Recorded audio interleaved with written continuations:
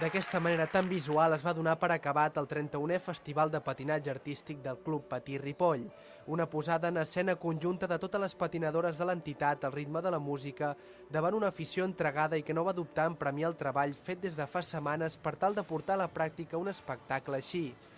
El Club Patí Ripoll va ser un dels conjunts qui va actuar a la celebració valorada positivament per l'entitat. Ha estat un festival que a la gent li ha agradat,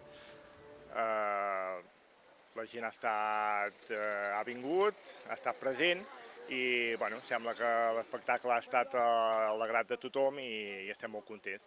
Els nervis han estat ara al principi perquè, clar, és el primer cop que l'organitzem, la nova junta, i bueno, hi ha hagut aquells nervis continguts perquè tot sortís bé, perquè no passés res i sembla que ha anat bé. Durant la jornada del festival hi van prendre part també altres grups, com el Figueres, el Club Patí Lluçanès, el Club Patinatge Artístic Olot o conjunts de Folqueroles i Voltregà, per exemple.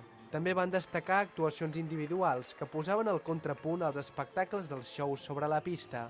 Alguns dels patinadors van ser molt aclamats durant la posada en escena i un cop acabats els seus números. Han vingut clubs que tenen un molt bon nivell de show, com són el Figueres, l'Olot. Les nostres també tenen un bon nivell de patinatge, en general tothom, i el noi que ens ha vingut individual, el Llorenç Álvarez, doncs que ha estat sisè del món i vull dir, es nota, la gent ha estat molt encantada.